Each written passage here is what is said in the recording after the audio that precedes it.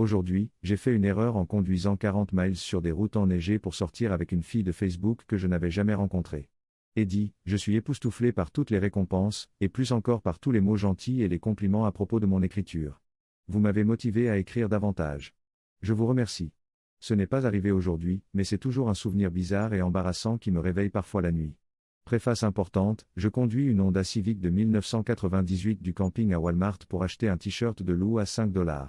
Il y a quelques années, je travaillais environ 25 heures par semaine au grill d'un McDonald's dans une petite ville effrayante. Lorsque je ne travaillais pas, j'étais libre de boire et de me mêler au bas de l'échelle sociale de l'Amérique rurale. Il s'agissait en fait de certaines des personnes les plus sympathiques que j'ai jamais rencontrées. Ce fut une période autodestructrice de ma vie.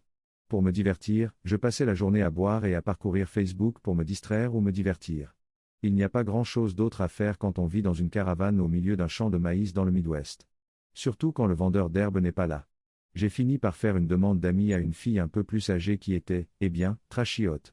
Comme une Emma Watson de caravane avec des rides de stress sur le visage. Elle semblait ouverte.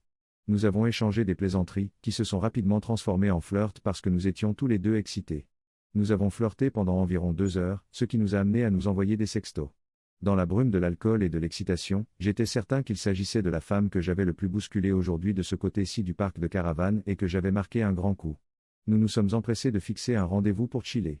La caravane Emma dit « Je suis prête pour toi maintenant ». C'est ce qui a mis mon guerrier au garde à vous. Mais il y avait un problème, elle habitait à 40 miles de là, de l'autre côté de la frontière du comté, et la neige était annoncée. Ma pauvre petite voiture ne supporte pas bien la neige. Mais cela faisait des heures que ma queue réclamait cette femme. J'ai donc décidé d'aller me faire voir. J'ai pris une minute pour me rafraîchir dans ma petite salle de bain sale et j'ai sauté dans la voiture. Un quart de réservoir. Ça devrait suffire. S'en est suivi un long trajet venteux dans l'obscurité, sur d'affreuses petites routes.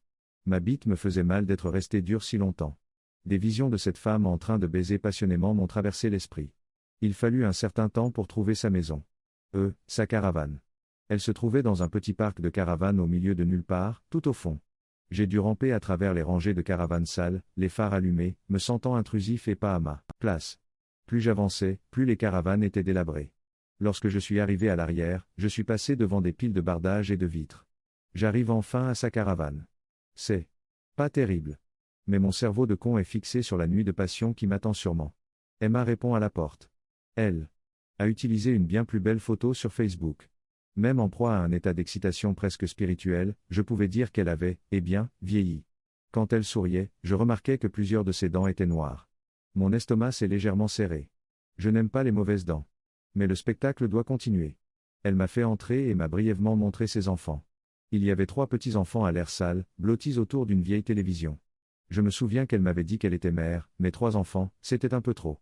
De plus, ils n'avaient pas l'air de s'occuper d'eux. Oh. À ce stade, une petite partie de moi avait déjà décidé qu'une nuit entière à faire l'amour n'était pas au menu, et que je partirais quand les feux d'artifice seraient terminés. Mais pas avant d'avoir agi. Je pensais toujours que cette fille était sexy tant qu'elle gardait la bouche fermée. Elle m'a entraîné dans sa chambre, où une portée entière de chatons me regardait dans le coin, et a commencé à me peloter. Ses baisers étaient bien trop négligés et humides. Toute cette expérience se dégradait rapidement. Mon esprit était déchiré en deux, une partie de moi voulait partir. La saleté, son apparence physique, le parc à roulotte glauque, les putains de chatons qui me regardaient. Mais l'autre partie de moi voulait arracher les vêtements de cette femme et la baiser jusqu'à ce que son vagin prenne sa retraite et s'installe dans une résidence pour personnes âgées. Ma petite tête a gagné. Je l'ai poussée contre le mur et j'ai commencé à embrasser son cou. J'ai fait de mon mieux pour éviter sa sale bouche, mais elle n'arrêtait pas d'essayer de me l'enfoncer dans le visage. En quelques instants, elle était nue sur le lit, les jambes écartées, attendant ma baguette magique rigide. C'est ce que je voulais, ce que j'attendais, une nuit d'amour passionné avec une mère Facebook douteuse mais modérément attirante, alors j'ai poussé mes reins en avant. Et j'ai joui immédiatement avec un frisson et un gémissement. « Tu as joui maintenant ?» m'a dit Emma d'une voix déçue qui hante encore mes rêves. Je suppose que le fait d'être excité pendant 4 heures peut souvent entraîner la fermeture anticipée de l'école de spermatozoïdes. Maintenant, je ne suis qu'un homme. C'est déjà arrivé. Normalement, je prendrais quelques minutes pour recharger mes batteries et me remettre au travail. Et c'est ce que j'aurais fait. Si je n'avais pas vécu le pire épisode de lucidité-regret post-nucléaire de toute ma vie. Tout m'a frappé en même temps. Être loin de chez moi, la nuit, dans un étrange parc de caravanes. Ses enfants, sales et tristes dans l'autre pièce. Sa bouche de méthamphétamine. Son cadre émacié s'accrochant à une paire de seins manifestement faux. C'était comme l'effroi existentiel paranoïa de l'herbe, sauf que ça sortait de mon pénis. Puis j'ai remarqué la fenêtre. Vous vous souvenez que j'avais dit que la neige était annoncée? Eh bien, elle était là. Flottant devant la lumière extérieure comme une danse fantomatique interprétant You are saint going home, ton cul ne rentre pas à la maison. Je me suis immédiatement levé et j'ai essayé de trouver une excuse plausible pour partir. Je ne me souviens même pas de ce que j'ai dit. Je me souviens qu'elle s'est assise sur le lit et qu'elle m'a regardé dans le vide pendant que je cherchais mes mots. J'avais l'impression d'être l'homme le plus bête du monde. Je voulais juste disparaître. J'ai rapidement enfilé mes vêtements et je suis sorti en titubant sans dire au revoir. Je démarre ma vieille voiture et j'essaie de faire marche arrière. Mais je ne bouge pas. Mes pneus dégarnis patinent dans le mélange de neige fondue et de boue. Je commence à paniquer. J'appuie doucement sur l'accélérateur, tandis que des visions de passer la nuit avec cette femme bizarre et ses enfants se bousculent dans ma tête. Par un miracle de Dieu, la voiture recule. Je ris hystériquement de soulagement. Le retour à la maison est long, lent et dangereux. La neige passe devant mon pare-brise en silence, ma poitrine est lourde d'embarras et de regrets. À quoi ai-je pensé? Conduire 40 miles dans la neige pour baiser un étranger dans un endroit étrange? J'avais hâte de rentrer chez moi et d'oublier ces horribles souvenirs dans une brume d'herbe et de PBR. La première chose que j'ai faite en rentrant chez moi a été de me connecter à Facebook pour bloquer ma maîtresse. Heureusement, elle l'avait déjà fait. Ensuite, je suis allé dans ma chambre et je me suis complètement saoulé. Tout allait mieux jusqu'à ce que je me réveille avec de la fièvre. Parce que j'avais une chlamydia. Parce que je m'étais jeté sur une femme inconnue accrue. J'ai dû appeler ma grand-mère pour qu'elle vienne me chercher dans son plus beau véhicule et qu'elle m'emmène à la clinique, à 1 heure de route. Elle m'a demandé tout le temps pourquoi j'y allais et j'ai dû mentir en disant que j'avais mal à la gorge.